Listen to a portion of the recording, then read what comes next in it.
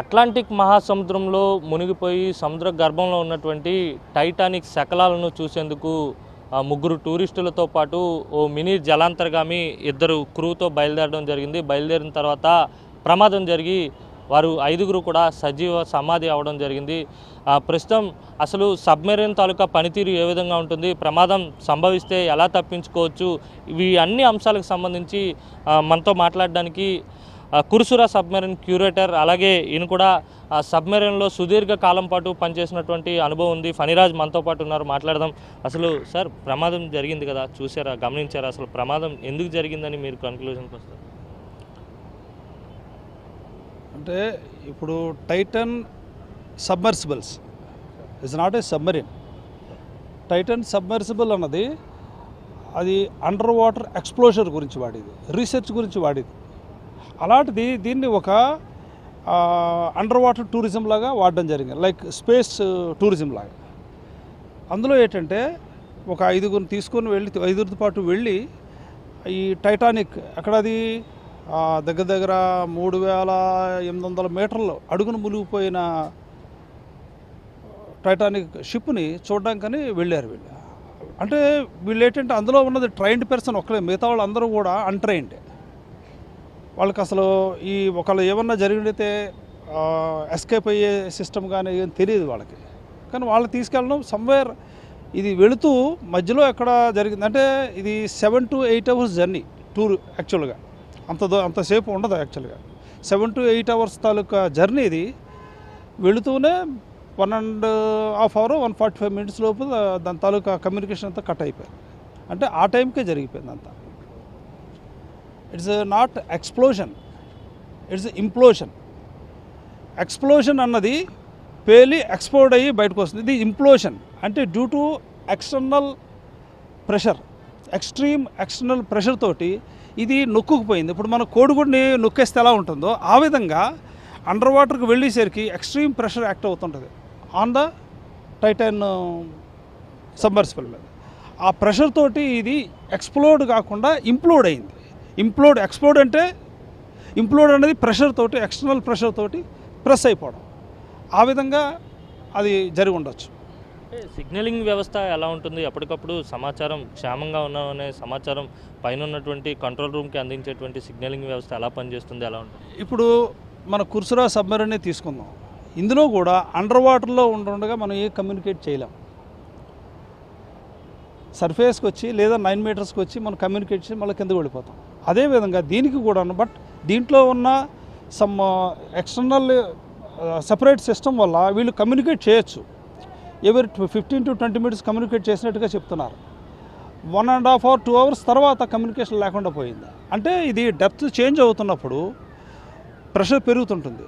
ఈ depth change అవ్వడంలోని అది స్లోగా డెప్త్ కిందకి దిగుతుండాలి. ఏమాత్రం సడన్గా దిగిపోయినా ఎక్స్టర్నల్ ప్రెషర్ ఒకేసారి ఎక్కువైనప్పుడు అది ఇంప్లోషన్ అయ్యే అవకాశాలు ఉన్నాయి. అంటే సార్, డెప్త్కి వెళ్ళే కొద్దీ ప్రెషర్ పెరుగుతుంటుందా? పైన సర్ఫేస్ నుంచి కిందకు వెళ్ళే కొద్దీ అంటే ఎన్ని మీటర్లకి ఎంత పెరుగుతుంది, ఒక అంచనా ఏమైనా ఉంటుందా? అంటే వాటర్ సర్ఫేస్ నుంచి మనం కిందకు వెళుతుంటే ఎవ్రీ 10 meters కాలంకి 1 kg/cm² ప్రెషర్ యాక్ట్ అవుతుంటుంది. అలాగా అది నియర్లీ 4,000 meters కిందకే అంటే నియర్లీ 40 kg/cm² ప్రెషర్ యాక్ట్ అవుతుంటుంది. అంత ప్రెషర్ అంటే ఇట్స్ వెరీ ట్రెమెండస్ ప్రెషర్ అనమాట. అది ఎక్స్ప్లోజన్ కంటే ఎక్కువ. అది నార్మల్ ఎక్స్ప్లోడ్ అవుతుంది కదా, దానికంటే ఎక్కువ అది క్రష్ అయిపోతుంది అనమాట, పీసెస్ అయిపోతుంది. Explosion, implosion, result is same. ఇప్పుడు మీ వెనకతలు చూస్తున్నటువంటి ఈ కుర్సురా సబ్మెరైన్కి ఇప్పుడు అక్కడ లోపలికి వెళ్ళిన టైటాన్కి ఉన్నటువంటి డిఫరెన్స్ ఏంటి? అది చిన్నది, ఇది పెద్దది, అంతేనా, లేకపోతే ఇంకేమైనా డిఫరెన్సెస్ ఉంటాయి? అంటే సబ్మెరైన్ అన్నది దీంట్లో ఏంటంటే మన ఎస్కేపింగ్ సిస్టమ్ కానీ అన్నీ ఉంటాయి ఇందులోనే. మనం వెళ్ళిన తర్వాత నెల తరబడి ఉంటాం అందులో. మనం ఉండడానికి, పడుకోవడానికి, తినడానికి, ఈవెన్ ఏమైనా యాక్సిడెంట్ అయితే అందులో లైఫ్ సేవింగ్ ఎక్విప్మెంట్ కూడా ఉంటుంది. వేరే ఇందులో ఏంటంటే ఇంకా వేరే అందులో ప్లేస్ కూడా అంత ఉండదు. ఓన్లీ కూర్చొని ఈ జాయ్స్టిక్ టైప్ తోటి ఆపరేట్ చేయడానికి ఉంటుంది. ఆ చిన్న ప్రొపెల్లర్స్ ఉంటాయి, వాటిని ఆపరేట్ చేసి డౌన్కి వెళ్ళడానికి, సర్ఫేస్ పైకి రావడానికి, పక్కకి టర్న్ అవ్వడానికి దాంతో ఆపరేట్ చేస్తారు. వేరే అదర్ సేఫ్టీ ఎక్విప్మెంట్ కానీ ఏమీ ఉండవు. అంటే ట్రైనింగ్ ఎలా ఉంటుంది సార్? వెళ్ళేటప్పుడు తీసుకెళ్ళేటప్పుడు వాళ్ళకి ఏమైనా ప్రత్యేకమైన శిక్షణ ఇవ్వడం జరుగుతుందా? సబ్మెరీన్లో ప్రయాణించాలంటే ఖచ్చితంగా లోపల స్పేస్ కూడా చాలా తక్కువగా ఉంటుంది, అలాగే రిస్క్ కూడా ఎక్కువ ఉంటుంది. రిస్కీ పరిస్థితులు ఉన్నప్పుడు ఎలా ఎస్కేప్ అవ్వాలనేది వాళ్ళకి ఏమైనా ప్రత్యేకంగా శిక్షణ ఇస్తారా? ఇప్పుడు సబ్మెరీన్ ట్రైనింగ్ అన్నది ఇది actually 1 year training. 6 months theoretical training ఉంటుంది, 6 months ప్రాక్టికల్ ట్రైనింగ్ ఉంటుంది. అందులో పార్ట్ ఏంటంటే how to escape from the సంకన్ submarine, అది కూడా ట్రైనింగ్ ఇవ్వడం జరుగుతుంది. ఇప్పుడు ఆ ట్రైనింగ్లోనే మొత్తం అన్నీ నేర్పుతారు. ఏ విధంగా సూటు వేసుకోవాలి, ఆ సూట్ వేసుకొని ఏ విధంగా సంకన్ సబ్మెరీన్ నుంచి మన లైఫ్ సేవ్ చేసుకోవాలి, ఇవన్నీ. వేరే ఇప్పుడు ఈ టైటన్ సబ్మర్సిబుల్లో వెళ్ళిన వాళ్ళకి ఆ ట్రైనింగ్ ఇచ్చి ఉండరు, ఇచ్చే అవకాశాలు కూడా లేవు. It's like A tourism, it's not a they diving అంటే ఆ సేఫ్టీ ప్రికాషన్స్ ఏమి లేకుండా డైరెక్ట్గా వెళ్ళిపోవడం అన్నది మరి అది ఎంతవరకు ఇది అన్నది మరి నేను చెప్పలేను. అంటే సార్ ఇది సబ్మెర్సిబుల్ ఏదైతే టైటాన్ ఉందో, టైటాన్ వెళ్ళడం ఈ ప్రమాదం జరగడం ఇదే మొదటిసారా, లేకపోతే గతంలో 2-3 సార్లు ఏమైనా వెళ్ళి రావడం టెస్టింగ్ చేయడం? అంటే ఈ విధంగా జరగడం అన్నది ఇది ఫస్ట్ టైము. కాకపోతే వీళ్ళు నీవన్న టైటాన్ కనుక్కున్నది కూడా ఇట్స్ లైక్ కైండ్ ఆఫ్ రోబోతో పంపించి షిప్ ద్వారా కంట్రోల్ చేస్తూ చేశారు. ఇదేంటంటే అది వెళ్ళి అది ఫొటోస్ తీస్తూ ఏమన్నా ఐటమ్స్ కూడా పికప్ చేయగలదు ఆ రోబో. వేరేజ్ ఇది టైటన్ సబ్మర్సిబుల్ ఏంటంటే ఇంకా అదేం చేయలేదు, ఓన్లీ ఫొటోస్ వీళ్ళు చూడగలరు, అది కెమెరాస్తో ఫొటోస్ తీయగలరు తప్పితే నథింగ్. అంటే చూసేంత విజిబిలిటీ ఉంటుందా సార్? 4000 మీటర్ల లోతులో విజిబిలిటీ ఉంటుందా? విజిబిలిటీ ఈజ్ డెడ్, మనం నిల్. కాకపోతే దీనికి ఫ్లడ్ లైట్లే అరేంజ్ చేసి ఉంటాయి, ఈ లైటింగ్లో చూసి చూడడమే తప్పితే ఇంకా విజిబిలిటీ అంటూ జరగదు కిందకి వెళ్ళిన తర్వాత. అంటే ఈ మినీ సబ్మెర్సిబుల్, దీన్ని మినీ జలాంతర్గామిని అంటే లాంచింగ్ ఏ విధంగా ఉంటుంది?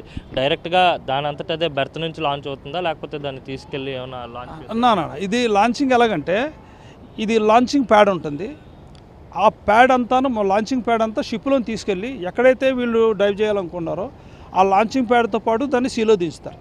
షిప్ నుంచి దించిన తర్వాత మళ్ళీ దానికి బాయన్సీ సిస్టమ్ ఉంటుంది, ఆ బాయన్సీ సిస్టమ్ ద్వారాను ఈ లాంచింగ్ ప్యాడ్ కిందకు వెళ్ళిపోతే ఇది ఎప్పుడైతే ఫ్లోట్ అయిందో లాంచింగ్ ప్యాడ్ మళ్ళీ వీళ్ళు షిప్లో తీసేసుకుంటారు.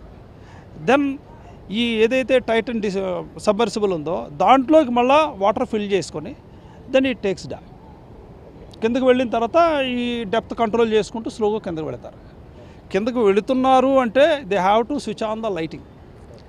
ఈ లైటింగ్ సిస్టమ్ అంతా కూడా ఇది ఇప్పుడు ఏదో ఆక్సిజన్ అన్నారు కదా, ఇది ఆక్సిజన్ అన్నది 96 hours సేఫ్టీగా ఉంచుతారు, కానీ అన్ని గంటలు అందులో ఉండడానికి ఎవరైతే ఉంటారో వాళ్ళు ఏంటంటే ఈ ఎక్స్ప్లోర్ చేసి ఎక్స్పీరియన్స్డ్ పర్సన్సే వెళ్తారు.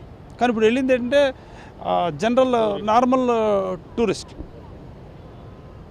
సో అది లైటింగ్ కంపల్సరీగా ఆన్ చేసుకుని డైవ్ చేస్తారు. అలాగే అంటే మళ్ళీ పికప్ చేసినప్పుడు కూడా సేమ్ లాంచ్ ప్యాడ్ నుంచే పికప్ చేస్తారు. ఇదంటే అది ఓన్గా పైకి సర్ఫేస్ వరకు వస్తుంది, ఎప్పుడైతే వచ్చిందో వీళ్ళకి ఇండికేషన్ వచ్చేస్తుంది కాబట్టి ఈ లాంచ్ ప్యాడ్ ద్వారా తీసుకొని ఆ టోటల్ ప్యాడ్తో పాటు అలాగే షిప్లో లాగేసుకుంటారు. అది సిస్టమ్. అంటే సాధారణమైన మనం చూసేటువంటి కుర్సురా సబ్మెరైన్ కావచ్చు, ఇంకో సబ్మెరైన్ కావచ్చు, ఇలాంటి యుద్ధ సామాగ్రి విషయంలో తయారు చేసినటువంటి సబ్మెరైన్ వేరు, ఖచ్చితంగా ఈ సబ్మర్సిబుల్ అయితే వేరు. సబ్మర్సిబుల్ ఎంటైర్లీ డిఫరెంట్ అండి. ఇదేంటంటే రీసెర్చ్కి ఎక్స్ప్లోర్ చేయడానికి వాడతారు తప్పితే it's not a submarine, it's a submersible. అయితే టూర్ కోసం వెళ్ళి ఖచ్చితంగా ప్రాణాలకు తెగించారని భావించవచ్చు, ఎందుకంటే ట్రైనింగ్ తీసుకోలేదు, అలాగే అందులో కావాల్సినటువంటి ఎక్విప్మెంట్ లేదు, ఒక ఆక్సిజన్ పెట్టుకుని అక్కడ ఉన్నటువంటి పరిస్థితులను గమనించడానికి వెళ్ళి ప్రాణాలు పోయాయి. అంటే వీళ్ళు చెప్పాలంటే ప్రాణాలకు తెగించే వెళ్ళారు. ఇదొక అండర్ వాటర్కి వెళ్ళి ఈ టైటానిక్ని చూసి రావడం అన్నది ఒక లగ్జరీగా ఏదో టూరిజంలో భావించారు తప్పితే ఇది రిస్క్గా భావించలేదు. సో వాళ్ళు ప్రాణాలు తెగించి వెళ్ళారు. అంటే సాధారణంగా మనం చూస్తున్నటువంటి మీరు పనిచేసినటువంటి సబ్మెరైన్స్లో ఒకవేళ ఇలాంటి పరిస్థితి సంభవిస్తే కనుక ఖచ్చితంగా బయటకు రావడానికి సేఫ్టీ ఎక్విప్మెంట్ ఉంటుంది. సబ్మెరైన్లో ఏంటంటే మొత్తం సేవింగ్ ఎక్విప్మెంట్ అంతా ఉంటుంది, మొత్తం డ్రెస్సులు కానీ ఇవన్నీ ఉంటాయి, వాటి ద్వారా మనం లైఫ్ సేవ్ చేసుకోవచ్చు.